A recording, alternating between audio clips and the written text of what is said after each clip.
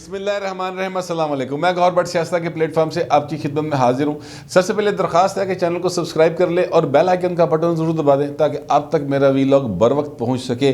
ख़बर ये है कि मियाँ मोहम्मद नवाज शरीफ के लिए खुशियों के दौर शुरू होने वाले हैं। ये मैं क्यों बात कह रहा हूँ, इस पर मैं आपसे तफसील से आपके सामने पॉइंट्स रखता हूँ जिनकी बुनियाद पर मैंने ये बात की है। लेकिन उससे पहले मैं आपको बताऊँ कि पाकिस्तान की पहली कौमी सलामती पॉलिसी जो है वो तरतीब दे दी गई है और उसको बाकायदा अनाउंस कर दिया है। आज वज़ीर-ए-आज़म पाकिस्तान ने, आर्मी चीफ उसमें मौजूद थे, मोईद यूसुफ साहब जो अमेरिकन शहरी हैं, उन्होंने साड़ी कौमी पॉलिसी बनाई है। बस इससे समझ लें कि क्या कौमी पॉलिसी होगी सलामती की। अब अल्लाह ताला रहम करे, कौमी सलामती की पॉलिसी जो भी हो। मगर मैं आपसे अर्ज़ करूँ कि जो उन्होंने इसमें बातें की हैं वो एक दो चीज़ें बड़ी उन्होंने कहा है कि जनाब कश्मीर हमारा इसमें बड़ा अहम किरदार है, उसको रखा गया है। कश्मीर हमारा, उस पर हम इधर उधर नहीं हुए, ठीक है। और साथ ही साथ उन्होंने कहा जी कि पॉलिसी में मईशत के तहफ़्फ़ुज़ को भी मरकज़ी हैसियत हासिल है। अच्छा, अब वो ज़ाहिर है कि इसमें बहुत सारी चीज़ें ऐसी होती हैं जो क्लासीफाइड होती हैं। ज़ाहिर है सारा कुछ आप कौमी सलामती का दुनिया को दस नहीं सकते कि असी ऐ करना है, लेकिन एक आउटलाइन सी उन्होंने दी है। मुझे नहीं पता वो जो क्लासीफाइड इश्यूज़ हैं मामला, वो कोई इंडिया का कोई सहाफ़ी है जिसको इंटरव्यू दिया था डॉक्टर मोईद यूसुफ साहब ने। सबसे पहले आपको याद होगा बड़ा मसला बना हुआ था पाकिस्तान इंडिया के दरमियान, तो उस वक्त उसको इंटरव्यू दिया था। फिर वो बड़े क्लिप शिलिप चलते रहे, पता नहीं शेखर गुप्ता शायद इस तरह का कोई नाम है उस लड़के का, तो उसको उन्होंने इंटरव्यू दिया था। अब उन्होंने ही सुना है, मैंने वो देखा नहीं है, लेकिन मैंने सुना है कि उन्होंने क्या बताया कि जी इनके जो क्लासीफाइड हैं वो ये है मामलात कि वो भारत के साथ तजारत करेंगे, वो ये करेंगे, वो इस तरह की बातें वो कर रहे हैं। मुझे नहीं पता इस बात का, मैंने सुनी सुनाई बात है ये। लेकिन मैं जो बात मैं डेड श्योर हूँ जिस बारे में, और जो बात मैं पूरे एतमाद के साथ कर सकता हूँ, वो सिर्फ ये है कि पाकिस्तान हो या अमेरिका हो, इथियोपिया हो या जापान हो, दुनिया का कोई मुल्क हो, किसी गरीब का घर हो, यानी किसी माड़े का घर हो, 3 मरले का घर हो या 300 कनाल का घर हो, उसकी सलामती जो है ना वो सिर्फ 2 सूरतों में वहाँ पर इस्तेहकाम हो सकता है और वो सलामती इंश्योर हो सकती है। और वो 2 चीज़ें क्या होती हैं? एक चीज़ होती है जनाब मईशत, कि आपके घर के जितने भी अखराजात हैं या आपके मुल्क के जितने अखराजात हैं वो आप पूरे कर रहे हैं और आप उधार नहीं चुकना पा रहे, ठीक है। तो आप कह सकते हैं कि जी हमारी मईशत ठीक है, लिहाजा हम अपने घर के जितने भी अखराजात हैं, निज़ाम है, इसको इस तरह से अगले 10 साल 2 साल 5 साल चला लेंगे, सानू कोई प्रॉब्लम नहीं। दूसरी जो अहम तरीन बात होती है कि उस घर च वसन वाले जेड़े जी ने, 2 भाई हैं, 10 भाई हैं, 3 भैणां ने, 4 नूहां ने, 6 पोतरे ने, 3 दोतरियां ने, जो भी है, ठीक है, वो आपस में उनका एका हो, उन्होंने आपस यकजहती हो, वो आपस में एक दूसरे का रिगार्ड करते हो और उन्हें पता हो कि जनाब ए दादा बैठा है, ए अब्बा बैठा है, उनको उनका एहतराम, उनके हुक्म की तमील और चीज़ें आपस में जो हैं वो बिल्कुल जेल हूँ। मैं आपसे अर्ज़ करूँ कि ये इसको आप कह सकते हैं कि सियासी हालात जो हैं वो घर के वो मुनासिब हों। इसी तरह मुल्कों की सतह पर होता है कि अगर मुल्क की मईशत और सियासत जो है वो मुस्तहकम हो तो फिर सलामतियाँ भी कायम रहंदियां, फिर सलामतियाँ भी सत्ते खैरा होंदियां।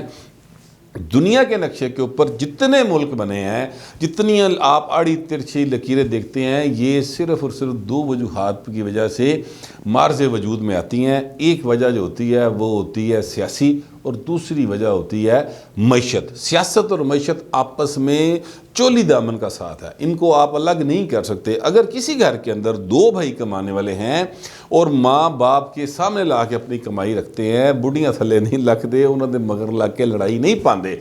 मैं औरतों के हवाले से इस बुढ़ियाँ थले लगन तो मुराद में इसलिए नहीं, मैं औरतों को कोई ये नहीं कह रहा कि उनको मशवरे में शामिल नहीं करना चाहिए, लेकिन मेरे कहने का मतलब ये है कि वो अपनी च नहीं पहनते कि ए मेरे बालों का हिस्सा है, मेरे बालों का हिस्सा, इस तरह नहीं करते। जब तक वो ऐसे रहते हैं इत्तेफाक में बरकत वाली बात, तो तब तक वो घर तरक्की करता चला जाता है। आप अपने इर्द गिर्द मसालें देख लें, अपने ख़ानदान में ये मसाले देख लें, अपने घर की मिसाल देख के अपने सारे मामला बैग जो माजी है उसको याद करके देख लें, आपको मेरी बात 100% दुरुस्त लगेगी। तो तब तक वो ऐसा नहीं होता। लेकिन जैसे ही ये मामला ख़राब होने शुरू होते हैं, सियासी एक दूसरे के साथ आपकी खींचातानी शुरू होती है, फिर मईशत भी बिगड़ना शुरू हो जाती है और उसके नतीजे में फिर घर च दीवारां हो जाती हैं। दुनिया पूरी के अंदर इसी तरह से ये दो वजूहात की बुनियाद पर ममालिक बने हुए हैं और फिर जब ममालिक बन गए हैं तो फिर उनके अंदर के मामलात होते हैं। मैं आपसे अर्ज़ करूँ कि जो हमारा मशरक़ी बाजू यानी मशरक़ी पाकिस्तान जो हमसे अलग हुआ था तो यही दो वजूहात थी, तीसरी कोई वजह नहीं सी। ठीक है, इसी तरह जो रशिया टुटा तो भाई ਉਹਦੇ 'ਚ भी दो ही वजूहात सन, तीसरी कोई वजह नहीं सी। वरना वार हेड थे उन्होंने को इन्ने बड़े सन कि पाकिस्तान अगले 100 साल होए उन्हें वार हेड नहीं बना सकता। एटॉमिक वार हेड्स की बात कर रहा हूँ। ठीक है, तो ये वो मामला होता है। अब हमारी ये दोनों चीज़ें जो हैं ये जिस जगह पर आकर जो उनका हाल है वो मैं आपके सामने रख देता हूँ, किसी से ढका छुपा नहीं। हमारी मईशत का आलम यह है कि हमने अपना स्टेट बैंक जो है ना वो गिरवी रख दिया भाएं IMF के आगे। ਅਸੀਂ ਕਿਹਾ ਭਾਜੀ ਇਹ ਤੁਹਾਡਾ ਹੋ ਗਿਆ, ਪਰ ਰੱਬ ਦਾ ਨਾਂ ਜੇ ਸਾਨੂੰ 1.05 ਬਿਲੀਅਨ ਡਾਲਰ ਦਾ ਜਿਹੜਾ ਨਾ ਕਰਜ਼ਾ ਦੇ ਦਿਓ, ਕਿਸ ਸਾਡੀ ਜਾਰੀ ਕਰ ਦਿਓ। ये हम उन्होंने तरले पा रहे हैं बाकायदा तौर पे। कल जिस तरीके के साथ बिल मंजूर किए गए और जो कुछ हुआ वो मैंने आपको बता चुका हूँ। सारे ब्राह्मण आपस में रले सन, यानी बालादस्त तबके ब्राह्मणों से मेरी मुराद मैं किसी को किसी की ज़ात पर यानी वो नहीं कर रहा, यानी किसी के नस्ब के ऊपर मैं तनकीद नहीं कर रहा। नस्बन तो मेरी ब्राह्मणियाँ, लेकिन मैं वैसे कह रहा हूँ कि असल में जो बालादस्त तबके हैं और जो वर्किंग क्लास है उनको मैंने डिफ्रेंशिएट किया हुआ है तबकाती तबार से अपनी ज़बान के अंदर ब्राह्मण और और ये बड़ी वाज़ेह तफरीक है। इस बात को कोई ना मानना चाहे उसकी मर्जी, ज़ोर ज़बरदस्ती तो किसी तरह नहीं हो सकती, लेकिन मेरी नज़र में ये बड़ी वाज़ेह तफरीक है। तो वो आपस में बालादस्त तबके जो है ना वो एक दूजे नूं नीवा दहाण लई हरकतां कर रहे सन, उसमें हम पिस रहे हैं और हम पिछले 74-75 साल तो पिस रहे। बल्कि मैं कहूँगा कि जब से क्या कहना चाहिए कि दुनिया ने क्या कहते हैं कि सरमायादारी निज़ाम के ज़रिए चलाना शुरू किया है तो उसमें तो वही होता है भाई, माइट इज़ राइट। जो ताकतवर है उसका डाडा है ना सत्ता भी है सो बस ठीक है वो चलता है। तो माड़ा जड़ा बेचारा वो बस रो पैंदा है, चीका मारता, जिस तरह मैं मारना, जिस तरह बाकी वर्किंग क्लास के लोग जो हैं वो चीके मारते, तो उसी तरह की चीका बज रही हैं। अल्लाह खैरी सल्ला। मगर मईशत का आलम यह है कि जनाब स्टेट बैंक ऑफ पाकिस्तान जो है अब उसका मेरा ख्याल है नाम भी बदल ही देना चाहिए, स्टेट बैंक ऑफ IMF कर देना चाहिए। ठीक है, या 4 IMF कर देना चाहिए। हाँ, मेरी अंग्रेजी ज़रा माठी है, 4 IMF कर देना चाहिए। मेरा ख्याल ये है जो हालात हमने बना दिए हैं कि पैसा पाकिस्तान का होएगा पर असी कढ़ा नहीं सकेंगे सर। ठीक है, हम उसमें से कोई चीज़ छेड़ नहीं सकेंगे, हम अपने ही बैंक से कर्जा भी नहीं ले सकेंगे, हमें उसके लिए IMF की ज़रूरत होगी। ये वो कानून की जो नरेशन है एहसन इकबाल साहब और शाहिदा खान अब्बासी साहब या पीपल्स पार्टी के जो लीडर हैं जो उन्होंने बताई है, मैं उसके मुताबिक आपको बता रहा हूँ। कानून अभी डिटेल में सामने नहीं आया, जब वो डिटेल में सामने आ जाएगा यानी वो बाकायदा प्रिंट होके साइन होके जिस वेले सामने आ जाएगा फिर पढ़ के असल बात पता चलेगी। लेकिन जो अब तक अपोजिशन ने बताया मैं उसकी बात कर रहा हूँ। तो कहने का मतलब ये है कि ये चीज़ें जो हैं मईशत की हैं, ये हालात हमारे हैं। डॉलर जो है वो कितने जा रहे हैं, पेट्रोल फिर बढ़ा है, 6 रुपये पर लीटर बढ़ रहा है, बिजली की कीमत 4 रुपये 30 पैसे फिर बढ़ा दी गई है। ये हमारी मईशत है और हमने जिस जिस जगह के ऊपर टैक्स लगा दिया है, मेरा ख्याल है अब सिर्फ सामान से टैक्स लगना रह गया। वैसे उस पर भी टैक्स है, खुदा न खास्ता किसी को अगर कोरोना हो जाए तो ऑक्सीजन का सिलेंडर बड़ा महंगा पाएं। ठीक है, वो भी टैक्स है, सा ही नहीं ना ऑक्सीजन, तो वो भी बहुत महंगा है। आप हॉस्पिटल चले जाएं, अल्लाह ना करे किसी को हॉस्पिटल जाने की ज़रूरत पड़े, लेकिन अगर चले जाए तो उत्थे भी पाए पैसे दे के साह खरीदे जाते हैं। ये हालत है हमारे मुल्क के अंदर जिसको हम इस्लामिक रिपब्लिक ऑफ पाकिस्तान कहते हैं। पता नहीं रिपब्लिक क्यों हमने नाम साल लगाया हुआ है, शायद इसलिए कि हमने जमहूरियत का ड्रामा करना होता है इसलिए लगाया हुआ है। बहरहाल मैं अपने दिल का साड़ फूक रहे हैं, मगर मैं क्या करूं यार, मैं इंसान हूं, मैं इस मुल्क में रहता हूं। मेरे बुज़ुर्गों ने इस मुल्क के लिए बड़ी कुर्बानियाँ दी हुई, आपके बुज़ुर्गों ने भी दी होंगी, मेरे कलियाँ नहीं दी। बहुत सारे ख़ानदानों ने, करोड़ों लोगों ने कुर्बानियाँ दी हुई हैं, लेकिन उसकी हालत अब ये है कि इस पर आकर काठे अंग्रेज़ जो है ना वो हुकूमत कर रहे हैं, पिछले कई सालों से, कई दहाइयों से कर रहे हैं और करते ही चले जा रहे हैं। दूसरी तरफ जो सियासत है वो सियासत का हालत ये है कि एक दूसरे दे नाल असीं गुत्तो खोई हुए हैं। इमरान खान ने सियासत के अंदर जिस जज्बातियत का अंसर शामिल किया अपनी वक्ती फ़तह के लिए, उसके नतीजे में एक दूसरे को बर्दाश्त करने का एक मिनट के लिए हमें अब हौसला और बर्दाश्त नहीं रहा। आप देखें, अब अपोजिशन कोई बात कहे, दूजे पासों आएगा चोर है, ठीक है। हुकूमत कोई बात कहे, चाहे सही कह रही हो, इधरों आएगा जनाब है लुट के खा गए, सिलाई मशीन का जिक्र आ जाएगा। ये हमारी सियासत है। तो सियासत के ऊपर तो खैर वो बहुत पहले हमारे वो आगा शोरश कश्मीरी साहब हुआ करते थे, अल्लाह ताला गरीक़ रहमत करे, बड़े दबंग किस्म के आदमी थे।